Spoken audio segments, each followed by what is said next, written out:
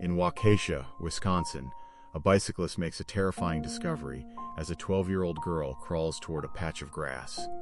She has suffered 19 stab wounds to her chest and abdomen. This victim is Peyton Leitner. She was just 1 millimeter away from death, as the kitchen knife used in the attack barely missed her heart during the brutal morning assault. Police eventually tracked down the two 12-year-old perpetrators, Morgan Geyser and Anissa Weier. They were caught at a Steinhoffel's furniture store shortly after leaving their friend for dead in woods. Years before the violence, in 2009, the internet spawned a terrifying myth. Eric Knudsen, known as Victor Surge, created the Slender Man on the Something Awful web forum. Users described this apparition as a thin, pale, faceless humanoid in a black suit. The legend stated he haunted forests and had a penchant for stalking and consuming children. The character migrated to the Creepypasta wiki, where online horror fans expanded the lore. They treated the creature as a real entity, turning fiction into a digital urban legend. In Waukesha, Morgan Geyser and Anissa Weier became school friends. Both shared an intense growing fixation on Slender Man content they found while scrolling through the Creepypasta wiki pages. Morgan Geyser began experiencing symptoms of early-onset schizophrenia. She reported seeing hallucinations involving fictional or imagined figures, eventually discussing Slender Man as if he were a real, living entity. By 2013, the girls began discussing becoming Slender Man's proxies. They believed that, to prove their loyalty and ensure their own safety, they had to commit a murder. In early 2014, Morgan and Anissa decided that their friend, Peyton Leitner, would be their target. They planned for months to kill her, carefully selecting the perfect time and place. On May 30th, 2014, Morgan invited Peyton to a sleepover to celebrate her birthday. The girls spent the night playing normally, unaware of the violence planned for the very next morning. The girls initially planned to kill Peyton during that first night, but they changed their minds because they were too tired. Morgan wanted to give Peyton one more day instead. The morning of May 31st, 2014, started with tomfoolery. The friends played with silly putty and dressed up in the kitchen, completely unaware of the dark fate awaiting them outside. After their morning fun, the three friends walked to a nearby wooded area. They intended to play hide and seek, but Morgan and Anissa had much darker intentions for Peyton. Inside the woods, the game of hide and seek turned deadly. Morgan pulled a kitchen knife and attacked Peyton, stabbing her 19 times, leaving her bleeding in the thick brush. Badly injured, Peyton dragged herself out of the woods. She crawled toward an open patch of grass, where she was spotted by a passing bicyclist, who called emergency services immediately. Waukesha police arrived to find the scene of the crime. Evidence quickly linked the two classmates, who were apprehended while walking through a store hours after the brutal attack occurred. During intense police interrogations, the girls admitted to the crime. They explained they believed they were doing the bidding of Slender Man, the fictional internet character they were obsessed with. Medical evaluations followed their arrests. Morgan Geyser was diagnosed with early-onset schizophrenia, while both girls were found to be caught in a cycle of shared delusion and severe mental illness. In 2017, the legal proceedings concluded. Both Morgan and Anissa were found not guilty by reason of mental defect and were sentenced to mandatory commitment in state mental health institutions. Morgan Geyser received a sentence of up to 40 years of involuntary commitment. She remained in a psychiatric facility for over a decade, facing recurring reviews and requests for release. Anissa Weier was sentenced to a maximum of 25 years of involuntary commitment. After 7 years of treatment, she was granted release in 2021, moving out of the state facility. The stabbing spawned a massive moral panic across the United States. Media outlets scrutinized the influence of online horror stories, leading to a long-term shift in how digital legends are perceived. The stabbing irreversibly altered the Slender Man community. Once a fun, creative space for online horror, it became forever linked to a real-world attempt on a young girl's life. The case exposed the profound dangers when vulnerable children cannot distinguish between digital myth and physical reality. It remains a sobering reminder of the power of persistent, collective online narratives. Peyton Leitner has shown remarkable resilience in the decades since the attack. Her survival and bravery throughout the legal process became a central, inspiring part of the case's legacy. In 2025, the case resurfaced. Morgan Geyser was granted conditional release to a group home, but she soon cut off her monitoring bracelet, sparking a massive, multi-state search by authorities. Law enforcement tracked Morgan Geyser to Illinois, finding her there just one day after her escape. She was taken back into custody, renewing concerns from the victim's family about safety. The Slender Man case remains a haunting example of digital-era violence. It demonstrates how easily internet myths, combined with untreated mental health issues, can manifest into real-world tragedy for families. The tragedy ignited important conversations about juvenile mental health. Experts highlight the need for early intervention for children showing signs of hallucinations, delusions, or extreme fixations with online, disturbing content. Parents and educators have become more vigilant about online habits. Monitoring the content children access on forums like Creepypasta is now considered essential for ensuring their safety in the digital age.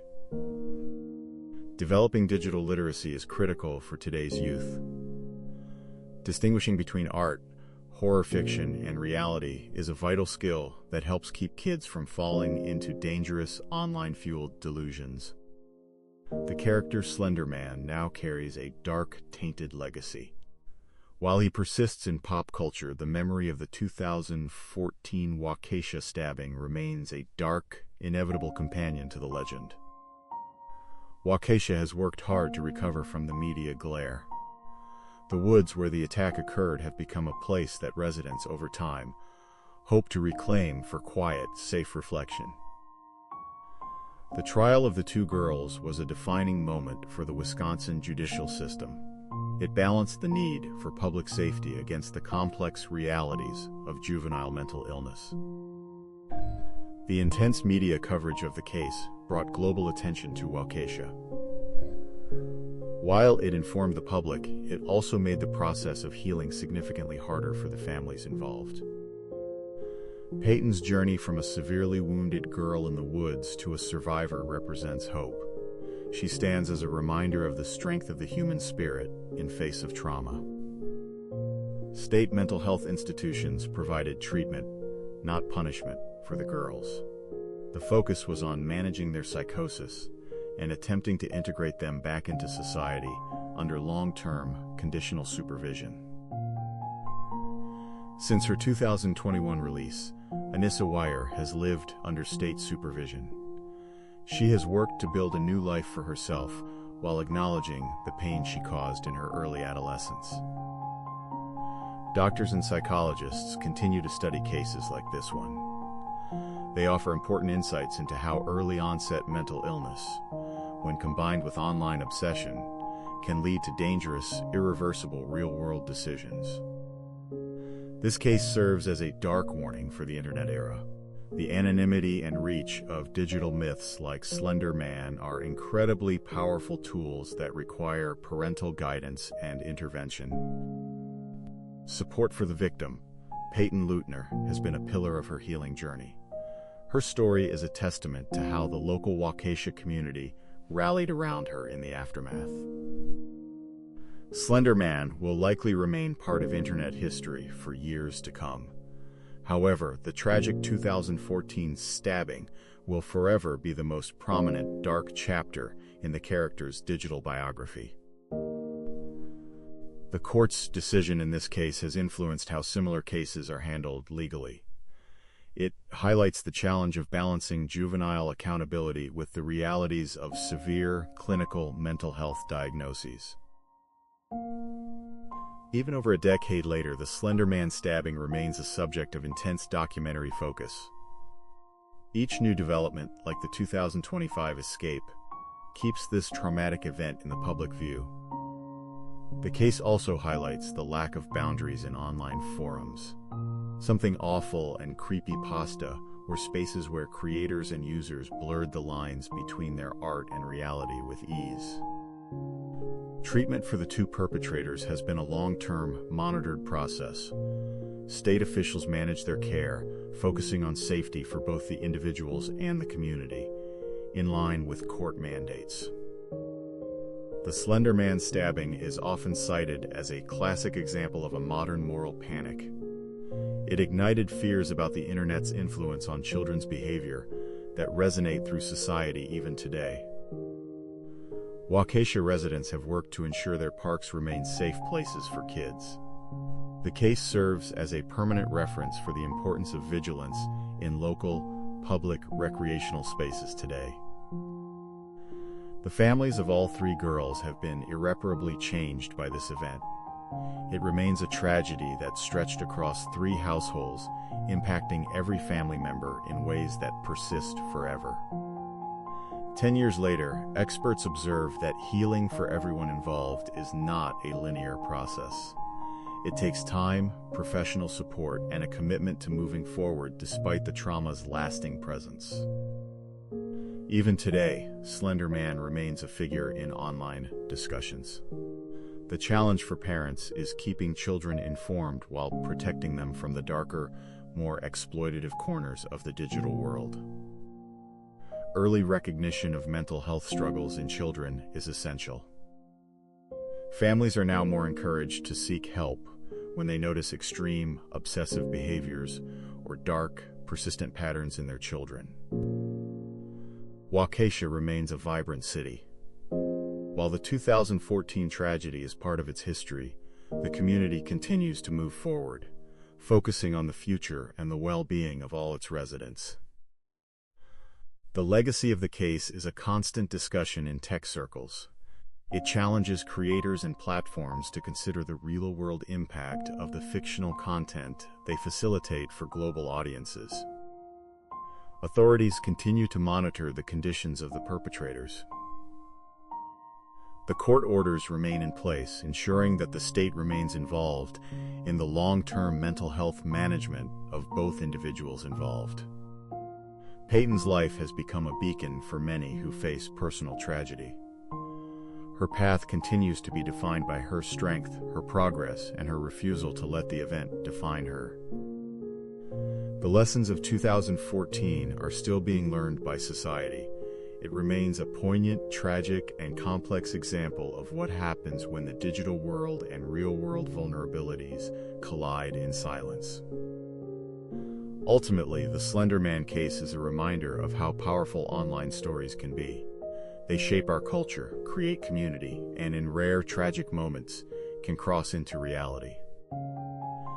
As we continue to navigate the digital world, the importance of distinguishing truth from fiction has never been higher. Let this tragic story be a guide for how we engage online. Thank you for watching this deep dive into the Slender Man stabbing. For more documentaries on the hidden stories of our world, please like, subscribe, and share this video today.